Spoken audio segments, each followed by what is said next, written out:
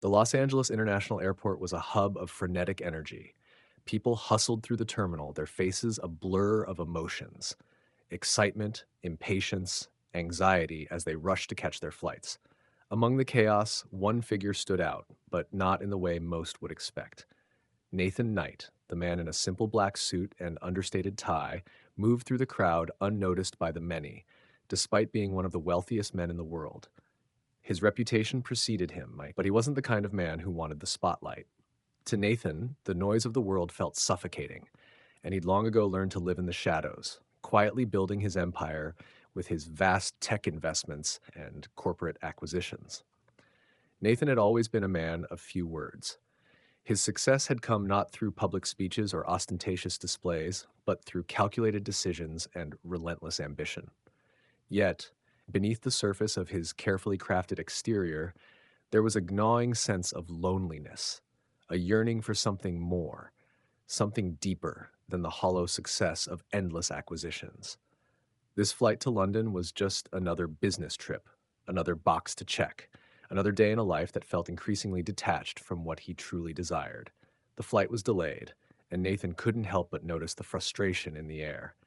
Passengers muttered under their breaths, checking their watches every few seconds. Yet, none of them recognized him, and in that moment, Nathan found a strange comfort in his anonymity. The crowd bustled around him, but he was invisible, a phantom among living, breathing people.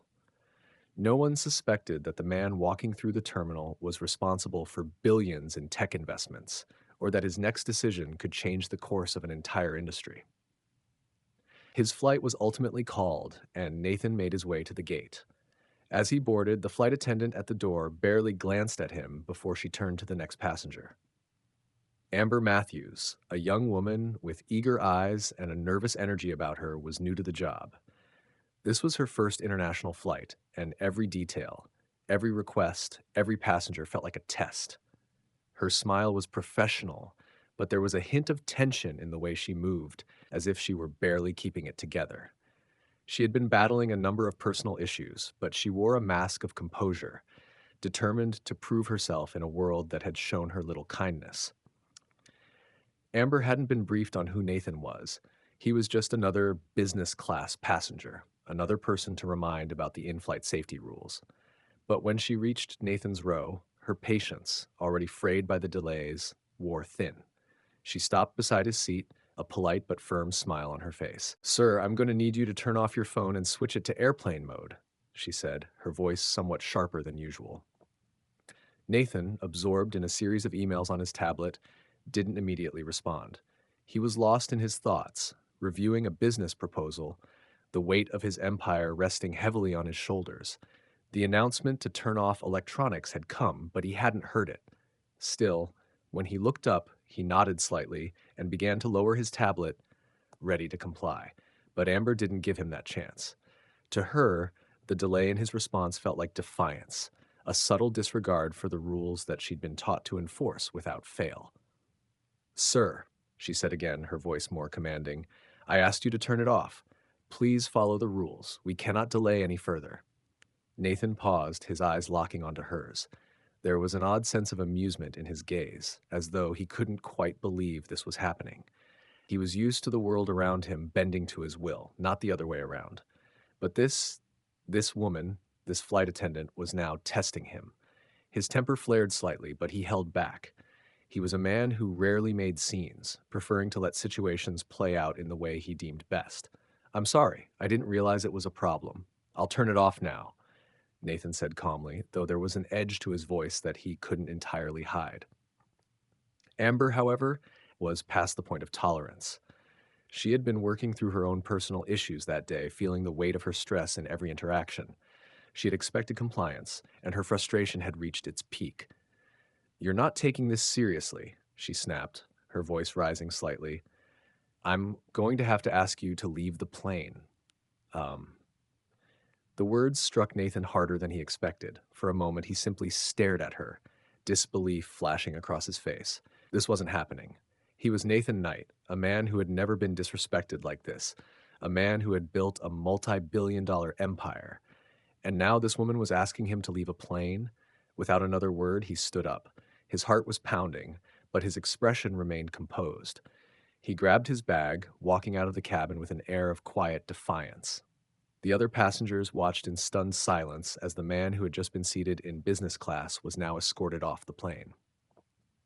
In the terminal, as Nathan stood there processing what had just transpired, he realized something crucial. This wasn't just about a flight delay. This wasn't even just about a misunderstanding. This was about his pride, his dignity, his very identity. And now he was going to make sure the world knew that no one had the right to treat him this way. Nathan walked briskly through the terminal, his mind in a storm of emotions. The events from the flight still burned in his mind. How could this flight attendant, this mere worker, humiliate him in front of an entire plane? He wasn't used to being challenged, let alone disrespected. He had spent years building his empire, and his every move had been calculated. Yet, this woman's small, petty action felt like a direct affront to everything he stood for. It wasn't just a mistake, it was an attack on his pride. As Nathan entered the airport lounge, he could feel the anger simmering under his skin. The feeling wasn't new to him. Anger, frustration, it was part of the process. He'd felt it before, but never over something so trivial. He wasn't about to let it slide. His phone buzzed in his pocket, snapping him out of his thoughts. It was Gregory, his lawyer and trusted advisor. Nathan answered without hesitation, his tone tight with frustration. "Gregory," he said, pacing, "we need to talk." "I've heard about what happened, Nathan." Gregory's voice was calm, steady as always. "Do you want me to handle it for you, or is this something you want to deal with yourself?" Nathan's teeth clenched. "I want to buy the airline." Gregory was silent for a moment. The suggestion hit hard, even for someone who had witnessed Nathan's ruthless decision-making before. "Buy the airline?" Gregory asked, his voice full of surprise. "Are you serious?" "This is over a flight attendant, Nathan. A minor incident." Nathan's eyes narrowed as he continued walking through the terminal. "It's not about the flight attendant, Gregory. It's about the principal. She humiliated me in front of everyone, and no one gets away with that. If I have to own the airline to make my point, then I will." Gregory hesitated, then spoke more cautiously. "This is a massive move, Nathan. Buying the airline, taking control, it's risky. You're talking about billions, and there are a lot of legal obstacles. This could become a battle with their board, with the media. Are you sure you want to escalate it this way?" Nathan stopped walking, his face hardening. He clenched his fists, feeling the fury rise within him. "I don't care about the money. I don't care about the fight. What I care about is making sure this company knows what happens when you disrespect me. I want them to feel it.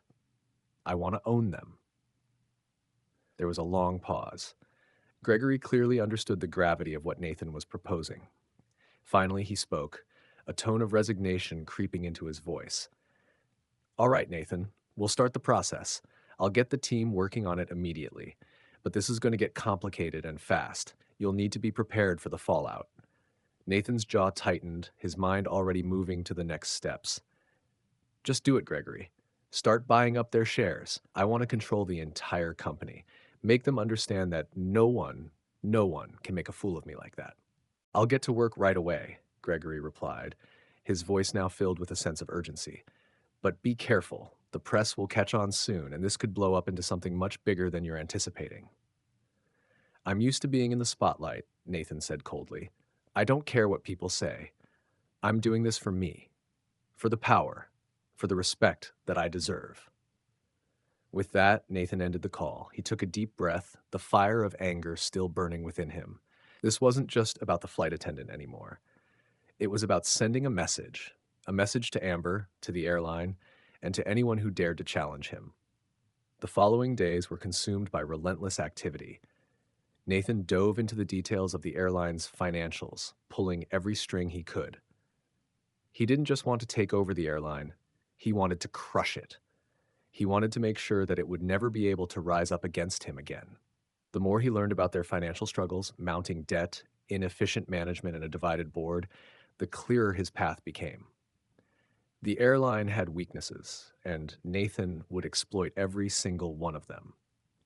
Gregory's team began purchasing shares discreetly, slowly increasing Nathan's stake in the company without alerting the board.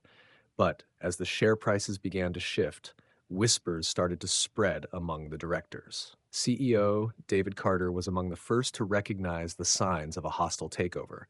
Nathan was circling, and it was only a matter of time before he made his move. "We need to stop him," David Carter said, pacing in front of the board members. His voice was tight with tension. "This isn't just a business deal. This is personal. We can't let Nathan Knight get his hands on this airline." One of the directors spoke up. "He's buying up shares. At this rate, he'll have enough to make an offer we can't refuse." David's face turned grim. "If Knight gets control, everything changes. The leadership, the vision, it will all be his. And I don't think we want that. We'll need to hire the best legal team we can find and block him before he can make an official move." Another director chimed in. "But if he already has enough shares, it might be too late. We'll have to offer him a buyout. He won't stop until he has total control." "We need to move fast," David said, determination setting into his voice. "This company is ours, and we're not letting it go without a fight." Nathan, however, was already ahead of them. The more the board scrambled, the more determined he became. The idea of taking full control of the airline had ignited something in him, something darker than he had felt in years. It wasn't just about revenge anymore. It was about domination, about reshaping the company in his image. He wasn't just interested in owning the airline. He wanted to make sure they knew they had been defeated. The thought of it consumed him, giving him a laser focus as he executed each part of his plan. Every move was calculated, deliberate, and aimed at creating maximum impact. He would force the airline's hand, and in doing so, show everyone who was really in charge. Nathan leaned back in his chair that evening, watching the city lights flicker outside his window. The fire within him had only grown stronger. This wasn't just a business deal anymore, it was war, and Nathan Knight never lost wars. The phone rang on his desk. Gregory's voice filled the line almost immediately. "It's done," he said. "We've got enough shares to start the process. The board is already nervous, and they're making moves to block you." Nathan smiled, his lips curling into a cold smirk. "Good. Let them panic. We're just getting started." Nathan couldn't sleep. It had been days since he'd set the wheels of his plan in motion, and he found himself restless, agitated. The thought of the airline, his airline soon enough, dominated his every waking moment. He had been through high-stakes deals before, but this felt different. This wasn't just about business. This was about proving a point, asserting dominance over an institution that had dared to challenge him. As Nathan sat at his desk, his laptop open with financial reports strewn across the surface, his mind flashed back to the moment on the plane. The way Amber had looked at him as if she had any right to dictate his actions, the sharpness in her voice, the cold dismissal of his position, of his status. The entire company, every employee, was just like her. They had no respect for the power he held. But he was about to change that. The phone on his desk buzzed, snapping him out of his thoughts. It was Gregory, as expected. "Nathan," Gregory began, his voice urgent. "We've acquired a significant amount of shares. You're closing in on a controlling interest. The board is starting to catch on. They're planning their next move." Nathan's eyes narrowed as he leaned back in his chair, staring out the window. "Good. Let them panic. They'll see soon enough that they have no choice. I'm not asking for control. I'm taking it." Gregory hesitated. "Nathan, you need to be prepared for the backlash. If you're not careful, this could escalate into a full-on battle, and the press is already starting to get wind of it. This could become a media storm." "I don't care about the press," Nathan said, his voice low and filled with cold resolve. "Let them write their stories. Let them call me ruthless. Let them say whatever they want. In the end, they'll all bow down to me. I want the board to know no one challenges Nathan Knight and gets away with it." Gregory sighed, sensing the weight of Nathan's resolve. "I'll make sure the legal team keeps an eye on their moves.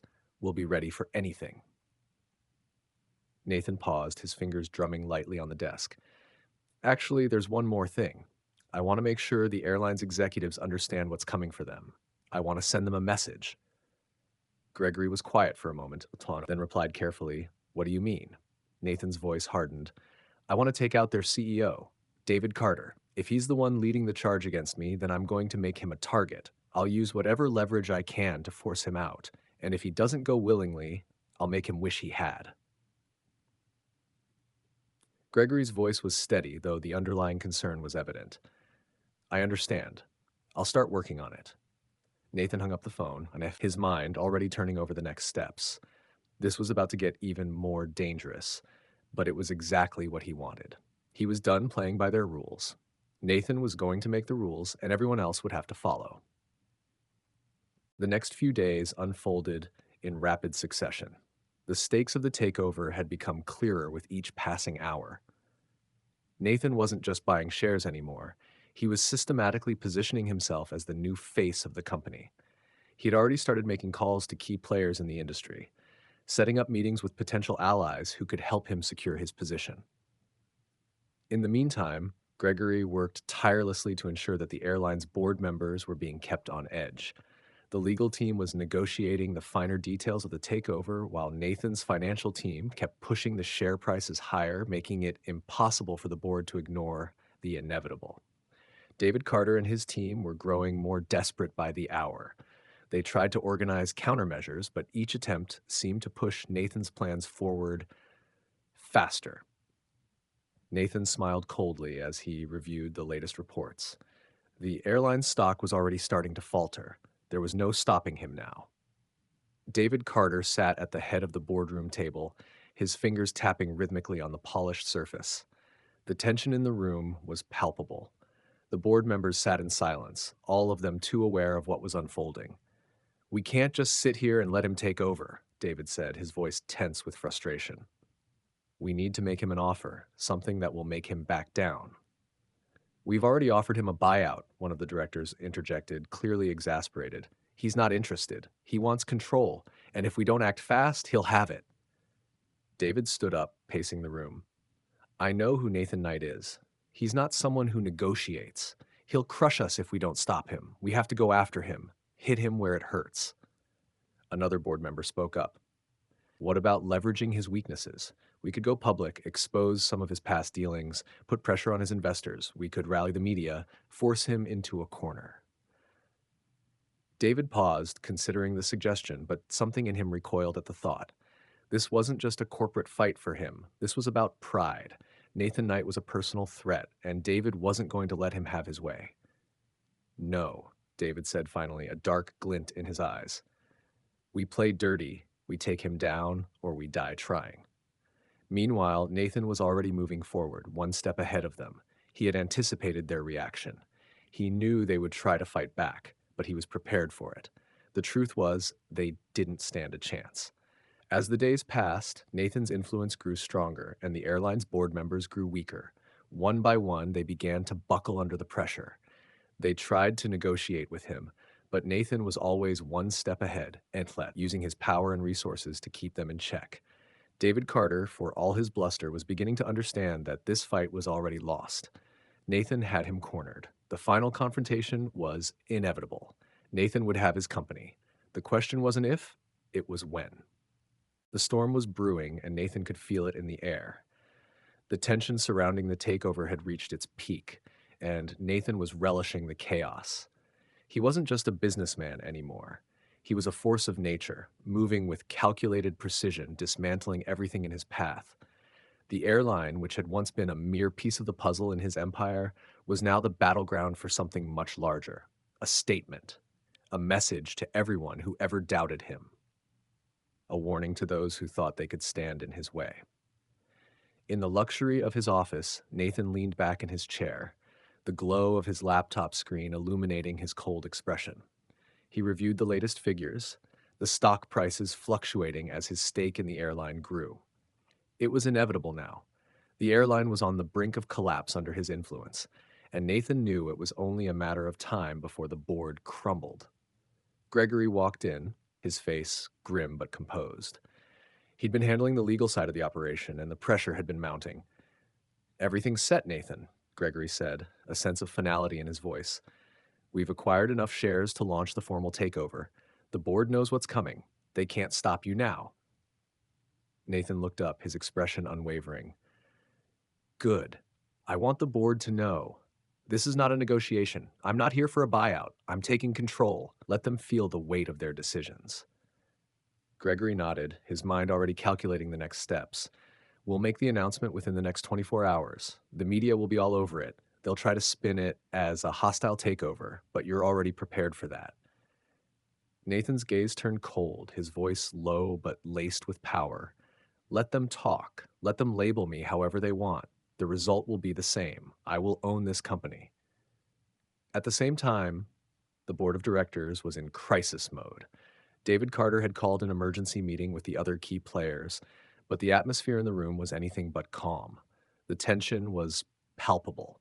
David paced back and forth, his frustration mounting with every passing second. We have to stop this. If Knight gets control, everything changes, David said, his voice tight with anxiety. We've tried everything, one of the directors replied, his tone strained. We made him a buyout offer, but he turned it down. He doesn't want money. He wants control. David slammed his fist on the table. Then we make him an offer he can't refuse. We make him an enemy, a public enemy. We'll turn the media against him. We'll make sure the world knows exactly what he's doing to this company. We'll fight back, and we won't back down. Another board member raised his hand, hesitant. David, I think we've passed the point of negotiation. We've tried to fight him on the stock market, but now he has enough shares to force the issue. We have no leverage left. David's face tightened in anger. If we don't fight now, we'll be handing him everything. We will be the ones who lose control. He wants to humiliate us, make us his puppets. I'm not letting that happen. The room fell into an uneasy silence. The board knew that David was right. They had no choice now but to fight dirty. They would make the media spin the story. They would make Nathan Knight the villain. But deep down, they all knew it wouldn't be enough. Nathan wasn't just a businessman. He was a war machine, and he had already won. The clock was ticking. Nathan knew it was only a matter of hours before the final pieces of the puzzle fell into place. The board could fight all they wanted, but the truth was simple. They were outmatched. As the news of Nathan's takeover began to leak into the press, the headlines exploded across every major outlet. The media frenzy was exactly what Nathan had anticipated. Some called it a hostile takeover. Others painted Nathan as a ruthless businessman. But no matter what they said, the facts remained the same. Nathan had seized control of a billion-dollar airline. The backlash from the public and the media was swift, but Nathan remained unmoved. The attention was only fueling his resolve. He had never cared about how the world saw him. What mattered was the power he had now. Nathan's legal team worked tirelessly, coordinating with the media and the investors to ensure the message was clear. The board members were powerless now. They tried to reach out to propose solutions, but Nathan wasn't interested in negotiating. He had no need for their cooperation. He was already in charge. David Carter sat in his office, his hands clenched into fists. He had never felt so powerless. Every move they made, Nathan countered with something more devastating. It was clear now, he had lost. The company was gone. The control was slipping through his fingers like sand. He tried to remain calm, tried to think of a way to salvage the situation, but the truth was undeniable. Nathan Knight had crushed them. The cold, calculated businessman had turned their world upside down, and there was nothing they could do to stop him. That evening, as Nathan stood in front of his floor-to-ceiling windows, looking out over the sprawling city below, a sense of finality washed over him. He had done it. The airline, the last piece of the puzzle, was now his. The corporate world would be watching closely, but Nathan had no doubts about the outcome. He had won. Gregory called, his voice filled with the usual professionalism, but there was a subtle shift in his tone, a sense of respect that hadn't been there before. It's done, Nathan. The board has officially accepted the offer. You own the company. Nathan smiled, a cold, victorious smile. Good. Now we make it ours, every part of it. Gregory's voice softened. What about David Carter? Nathan paused for a moment, the satisfaction in his voice barely restrained. He'll leave, but not before everyone knows exactly how it feels to lose everything. The roar of the city below Nathan's office windows was a distant hum, a reminder of how far he had come. He stood at the glass, gazing out at the sprawling skyline, the cool evening air drifting in. His empire had grown yet again. The airline, once a behemoth, now bent under his influence, its destiny intertwined with his vision. Nathan had always been a man of control, but this was something far more than business. This was about reshaping a legacy. His phone buzzed on the desk, snapping him out of his thoughts. It was Gregory. Nathan? Gregory's voice was crisp. The final approval came through. The board has been dissolved. The new structure is in place. We've finalized the deal, and you're officially in control. Nathan's lips curled into a cold smile. It was done. The victory was his. The feeling of triumph was like a slow burn, building in intensity. Good. I want everything restructured, immediately. We can't waste time. I want to see results, and I want them now. Gregory responded without hesitation, accustomed to Nathan's unwavering determination. Understood. I'll have the team start with the leadership changes and restructuring the operations. We'll push through the efficiency overhaul, too. The board members are already on edge. We'll make sure they feel the shift. The following days were a blur of meetings and strategic decisions. Nathan had already set the wheels of change in motion. With his newfound control over the airline, the first wave of changes would be swift, surgical.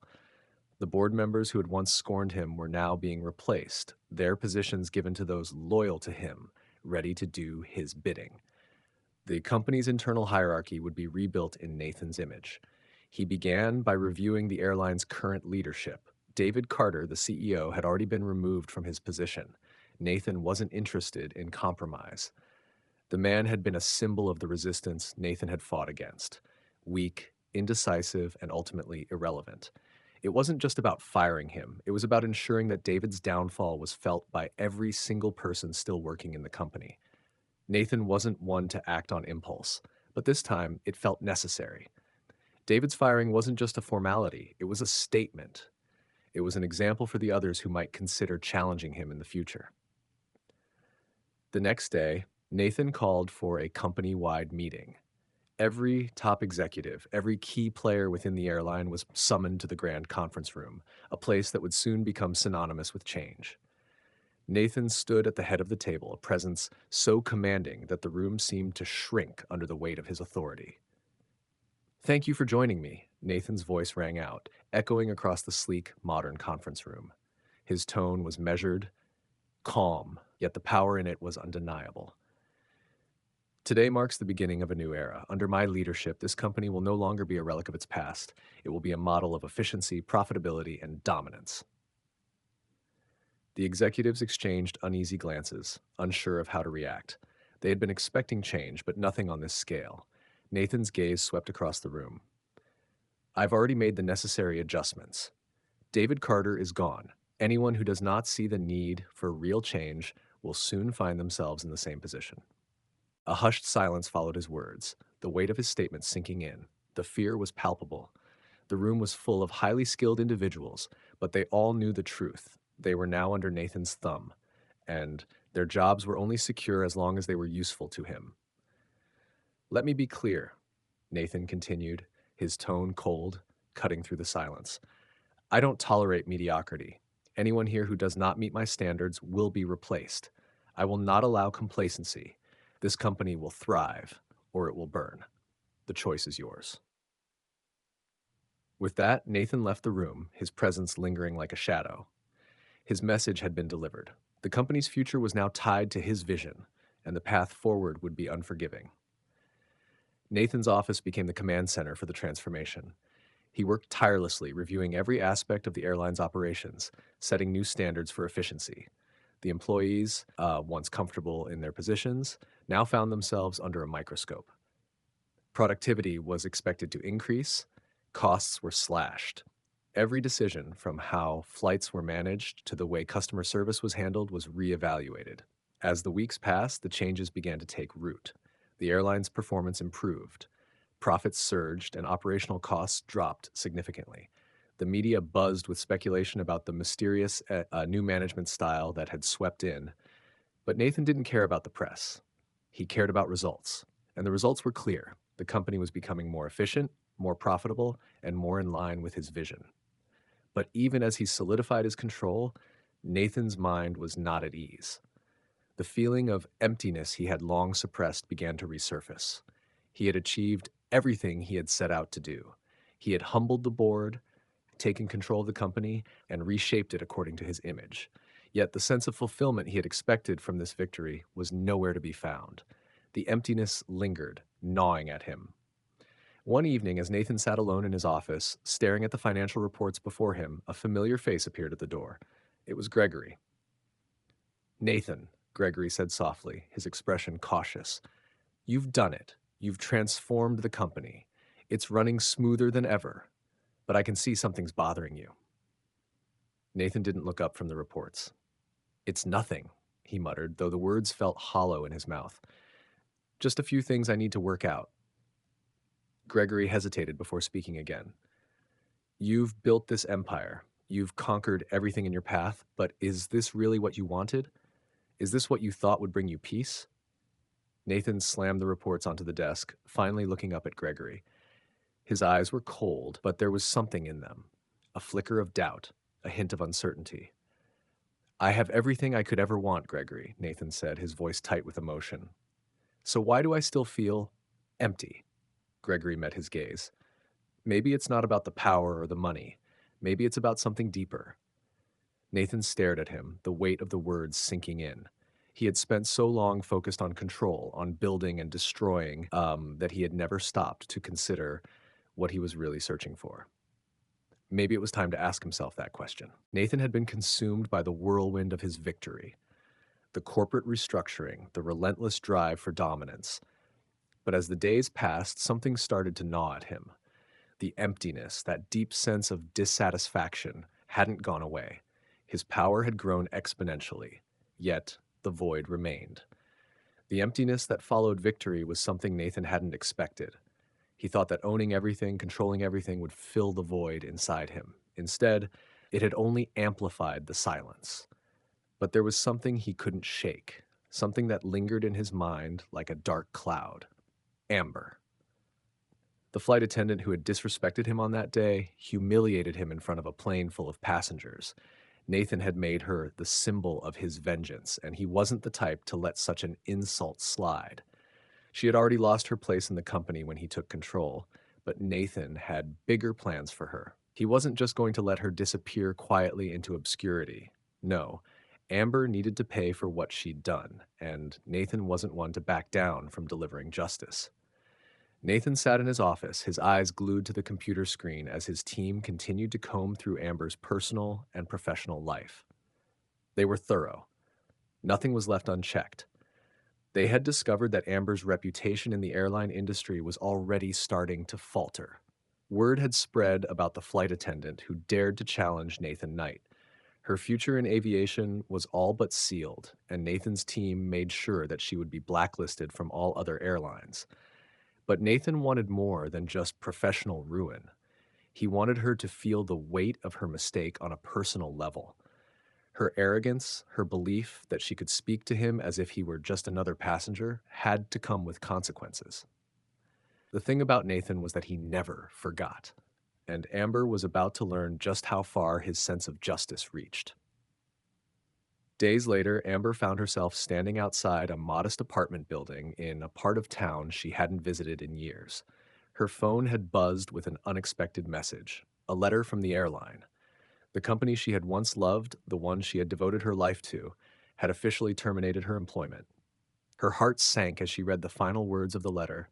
Her services were no longer needed, and she would not be able to seek work in any other airline. The weight of the letter hit her harder than she expected. She had no backup plans, no other career prospects. All she had was her pride, and now even that seemed to be slipping through her fingers. She stood there, in the quiet of the evening, trying to figure out what went wrong.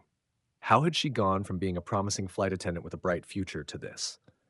The answer was simple: Nathan Knight.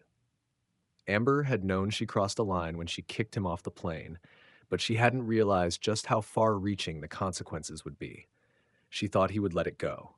She thought he was just another rich man too busy with his business to care about a simple confrontation.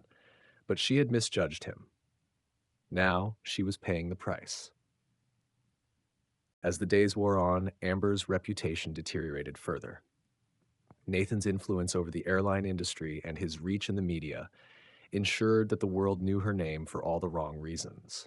The news outlets were rife with stories of the disrespectful flight attendant, painting her as the villain who had dared to defy a man like Nathan. Every job she applied for, every interview she attended, ended in rejection. No airline would hire her. She had become untouchable in the worst way possible. But Nathan wasn't done. One evening, after an exhausting day of meetings and planning the next phase of his empire, Nathan found himself sitting at his desk, staring out the window. A sense of satisfaction washed over him, but it was fleeting. He could still feel the unresolved tension, the nagging thought that he hadn't finished what he started with Amber. It was time for the final blow. Nathan's team had gathered all the information they could about Amber, her personal history, her family, her finances. They had left no stone unturned. Nathan wasn't going to make her life easy, but he also wasn't going to make it public. The last thing he wanted was to stir up a media frenzy over a flight attendant who'd crossed him.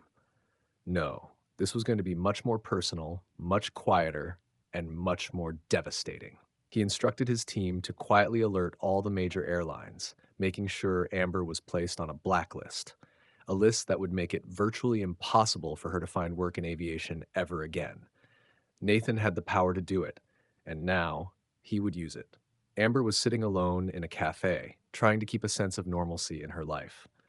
But the silence was overwhelming. The rejection emails had become a part of her daily routine, and with each one, her hope faded a little more.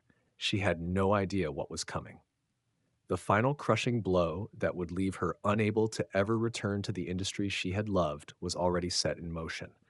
It came in the form of a quiet email notification. Dear Miss Richards, we regret to inform you that your application has been placed on hold indefinitely, as we've received a notice from the industry's regulatory body. Unfortunately, due to an ongoing matter, we are unable to offer you any positions with our company at this time. Amber stared at the email, her stomach twisting in knots. What was going on? What was this ongoing matter they were referring to?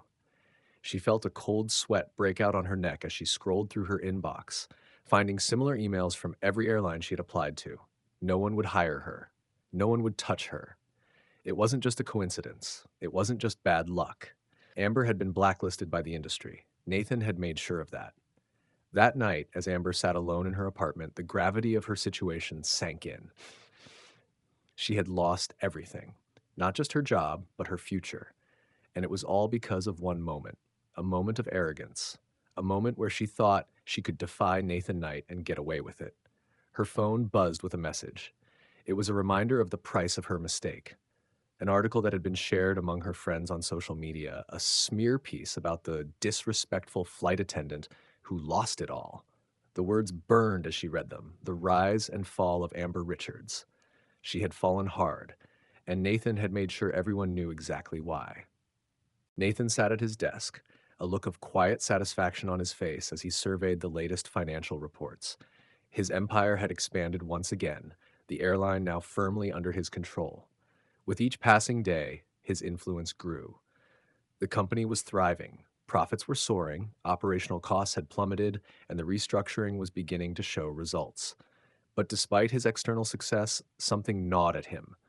The emptiness hadn't vanished. It was still there, lurking just beneath the surface, a constant reminder that power alone couldn't fill the void inside him. Still, he pushed those thoughts aside. There was no time for self-reflection now. He had a business to run, and it demanded his full attention. The next phase of his plan was already in motion. Nathan had always believed in expansion, growth, acquisition, domination. And now, with the airline in his grasp, he had his sights set on new opportunities. The phone on his desk buzzed. It was Gregory, his trusted advisor, and the only person who had stood by him through thick and thin. Nathan, I've been looking into some potential acquisitions in the hospitality sector, Gregory said, his voice businesslike. There's a chain of luxury hotels that's been struggling. It's a prime target, and it could fit perfectly into your portfolio. It's got a strong brand, but it's been mismanaged. I think we could turn it around. Nathan leaned back in his chair, steepling his fingers as he considered the proposition. The idea of acquiring another company, especially one in the hospitality sector, was appealing. It was a new avenue for growth, a way to diversify his holdings and solidify his position in the industry. I like the sound of it, Nathan said finally, his voice calm, but there was an unmistakable hunger in his tone. Start the process. I want to acquire that company. If it's mismanaged, then we'll do what we do best: fix it, streamline it, and make it profitable. Gregory's voice filled with approval. Understood, Nathan. I'll get started on the details. We'll need to move fast. The market is watching. Nathan smiled to himself, the thrill of expansion coursing through him. This was what he was born to do: build, conquer, grow. But even as the excitement of the new venture stirred him, he couldn't shake the feeling that something was still missing. If the following weeks were a whirlwind of meetings, contracts, and strategic decisions, Nathan's legal and financial teams worked relentlessly to finalize the acquisition of the luxury hotel chain, while Gregory kept him updated on every move. The deal was progressing smoothly, but Nathan's thoughts kept drifting back to the airline, specifically to the employees. He had made it clear from the start that he wouldn't tolerate mediocrity. Those who hadn't measured up had already been replaced. But now, with his empire growing, Nathan knew he needed a team that was as driven as he was, people who wouldn't just work for him, but work with him, people who would help him push his vision forward. He called a meeting with his top executives, the new leadership team that had helped restructure the airline. "Listen up," Nathan said, his voice firm as he addressed the room. "We're not just running an airline anymore. We're running an empire. This company, this airline, it's just one part of a much larger vision. We're going to expand. We're going to dominate every sector we enter. And if you're not with me, you're against me." His gaze swept across the room, making sure every one of them understood the weight of his words. "You've got your orders. I want results. I'm not interested in excuses. Anyone who isn't up to the task will be gone. I'm giving you the tools to succeed. Now it's up to you to use them." The room was silent as his executives absorbed his words. There was no room for error now. Nathan had given them everything: resources, strategy, and direction. All they had to do was execute. As the meeting ended and the executives filed out of the room, Nathan felt a surge of power. His vision was beginning to take shape. The first part of his empire had been built. Now it was time for the next phase: expansion. He knew that in order to keep growing, he needed to keep moving forward. He needed to stay ahead of the competition. But there was one more thing he needed to address: the airline's public image.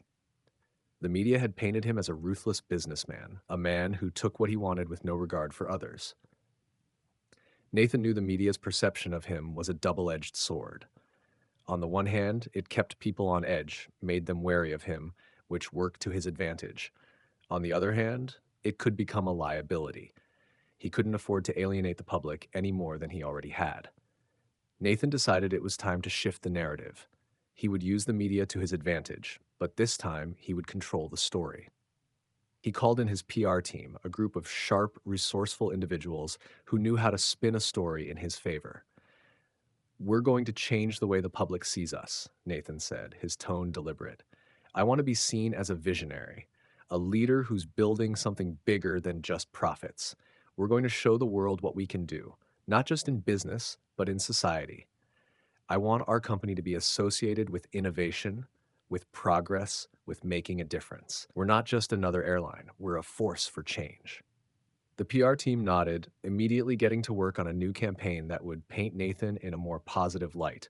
They would highlight his achievements, his vision for the future, and his commitment to changing the industry.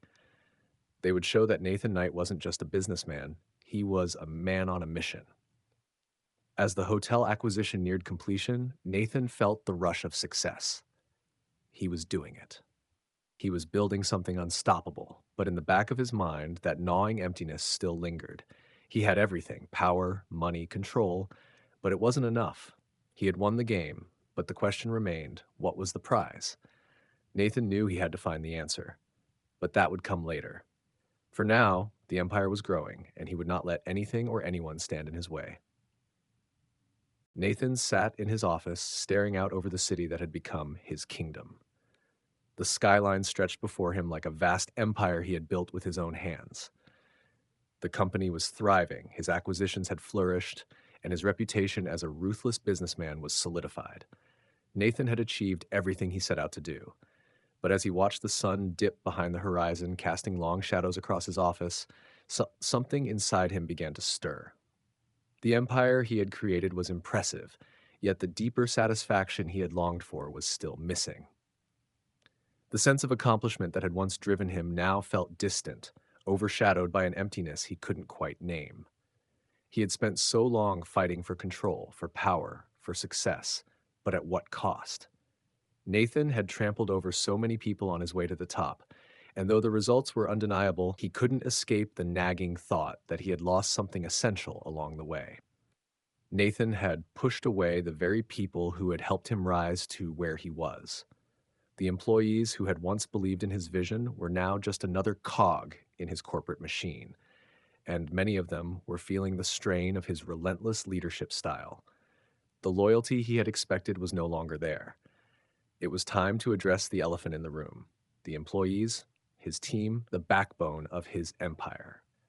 They had been the ones working tirelessly to make his vision a reality, but they had also been the ones suffering under the weight of his ambition. Nathan's first step toward reconciliation came unexpectedly. During a routine meeting with his senior executives, he found himself listening more than speaking, watching the faces of those around him as they discussed the company's latest achievements and challenges. His eyes lingered on one of his younger managers, Sarah, who had been with the company for years. She had worked tirelessly under his leadership, but there was a noticeable exhaustion in her eyes, a fatigue that came not from overwork, but from a lack of connection. As the meeting ended, Nathan called Sarah into his office. She entered, looking surprised but professional, and sat down across from him. For a long moment, neither of them spoke. Nathan studied her face, wondering if she resented him for the way he had run the company, or if she still believed in his vision. "Sarah," Nathan began, his voice softer than usual, "I've been thinking about the way I've led this company." She raised an eyebrow but said nothing, waiting for him to continue. "I've been focused on results, on growth, on power. But I've ignored the people who made it all possible," he said, his eyes meeting hers. "The employees. You all worked for me, for this company, and I haven't made it easy. I haven't treated you the way you deserve to be treated." Sarah was silent for a moment, processing his words. Nathan could see the weight of the years, the sacrifices reflected in her expression. He had pushed her and the others hard, expecting nothing less than excellence. But in doing so, he had ignored the human element, the need for respect, appreciation, and connection. "I'm sorry," Nathan said, the words feeling heavy but necessary. "I've been focused on the wrong things. I've neglected the team that helped build this empire." The following weeks were a whirlwind of change. Nathan knew he couldn't undo the damage in one conversation or one apology. But he could start by showing his employees that he valued them, not just as tools to achieve his goals, but as people who mattered. Nathan began holding regular meetings with employees at all levels, from senior executives to the frontline staff. He listened to their concerns, their ideas, and their frustrations. He didn't just dictate anymore. He engaged with them, asked for their feedback, and showed genuine interest in making the company a better place for everyone, not just himself. He started small. He implemented initiatives to improve work-life balance, increased bonuses for exceptional performance, and even started a mentorship program to help younger employees advance in their careers. But the real change was in the way Nathan approached his leadership. He no longer saw his employees as pawns in a game of corporate chess. He saw them as partners, as people who had contributed to his success and who deserved to be treated with respect. As Nathan's relationship with his employees began to shift, so did his outlook on his own success. He realized that true leadership wasn't about dominating the competition or accumulating wealth.